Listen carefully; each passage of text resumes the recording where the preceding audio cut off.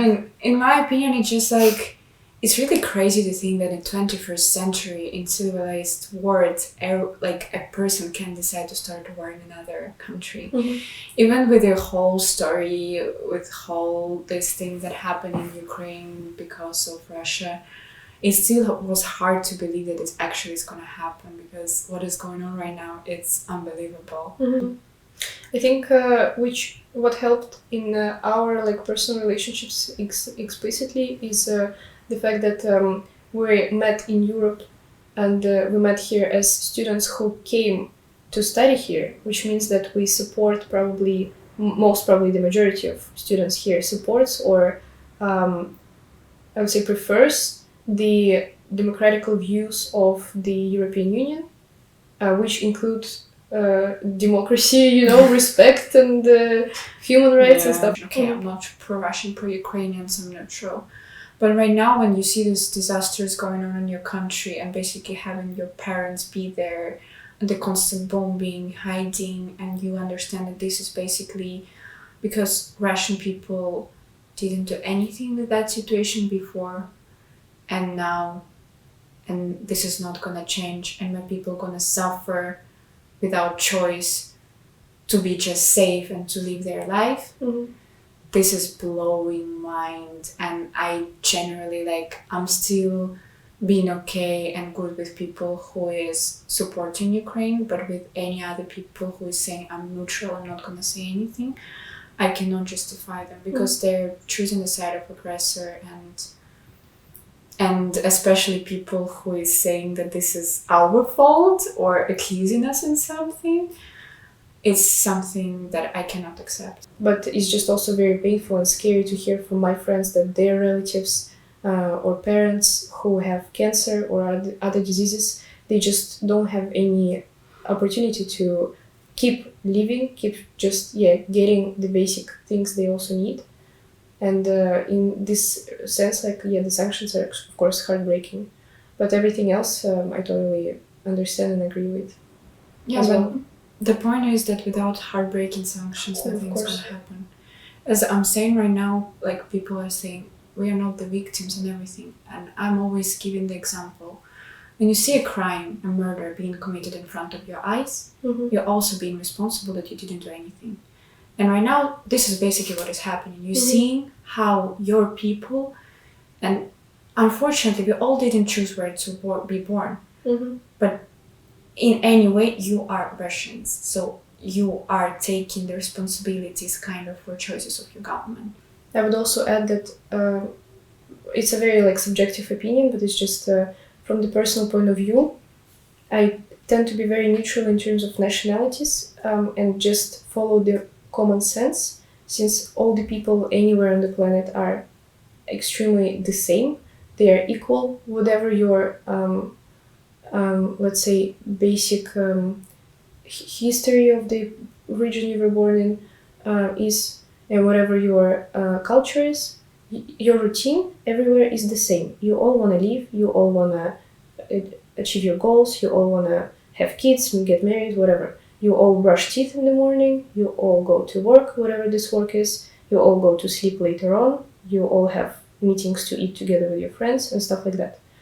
And when we are all so similar, how can we even have this idea of or desire of destruction and just destroyment of other people, other personalities and their cultures and stuff? From the very beginning, there is no right of any other culture or any other representatives of the culture or nation to they have no right to diminish the importance of existence of any other culture.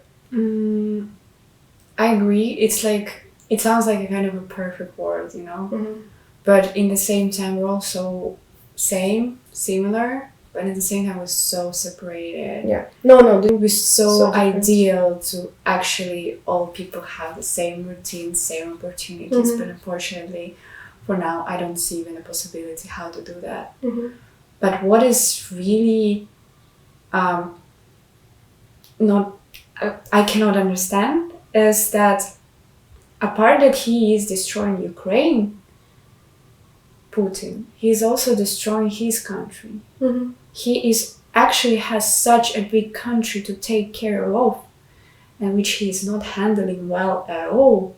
This is a very genius move, I would say, of the Russian propaganda that was flowing this whole time. Again, I'm not justifying, obviously, but after analysis, I really came to the conclusion of how good of a machine this propaganda is in Russia. The thing is, one of my most favorite books is this one.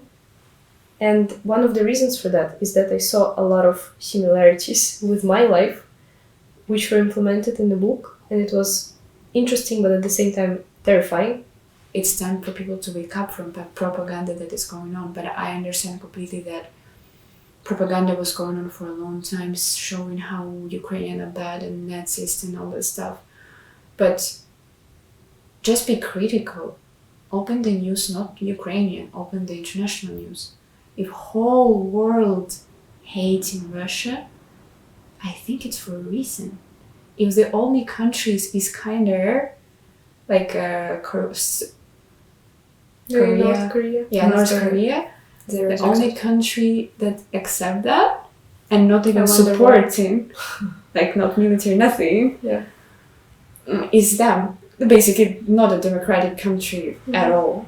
I think it's kind of a signal, that something is not right. I do not understand it neither, and sadly, in my family there is a big separation of opinions between me and my, let's say, grandparents. My grandma, for example, she has been working for the governmental department for the past 20 years, and her salary was always very low. I would say that, in Europe you spend more on food per month, not even per 2 weeks maybe, than it was her salary per month normally, this whole time.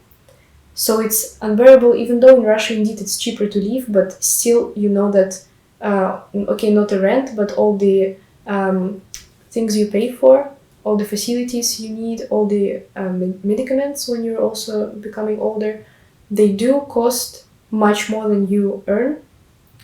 And she still accepts it, and not only accepts it, she thinks that this is the truthful way. Again, I cannot judge her opinion, and I'm pretty sure I will never be able to change it, sadly, now myself. And I don't think I want to try even to do it, because I don't want to try to understand this point of view, since for me it doesn't make sense from the very beginning. But it's just very painful to see how she finds it to be adequate, and how she still finds her life not as miserable as it actually is. Yeah, my father has a brother in Russia, and he didn't even text him like, how are you? Mm-hmm. Like, what is going on? No.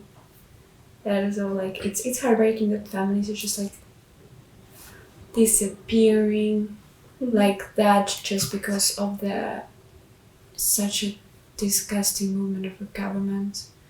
World will not forgive what Russia is now doing, and unfortunately, until this is gonna stop, and for now I don't see how this can stop. Ukrainians will never forget Russia. Well, of course, it's indeed extremely heartbreaking, since I know a lot of people, like me personally, I have as well relatives in Ukraine, and these cultures are too close to each other. The history is too, the web of the history, it would always bring us together at some points in the sense of collaboration and innovations and whatever. I knew that this is gonna happen, because like even when I was telling people that it's war in my country in 2014 and it's still going on in my home city, they're like, what? And I'm like trying to explain and show them, and they were like not responding really well, asking stupid questions. So I understand that from one side I'm putting myself in their position, like they don't understand that, they don't even have idea what war is and how it actually can happen and what people feel like when they're going through that. And I hope they will never will feel that. But in the same time, when you're in such a fragile state, you need some close people who will understand you and support. We shouldn't forget about that, and in my opinion, we should talk and talk and talk and spread this information as much as possible and continue donation. But at the same time, if we're gonna go down mentally, we're not gonna be able to help in any other way.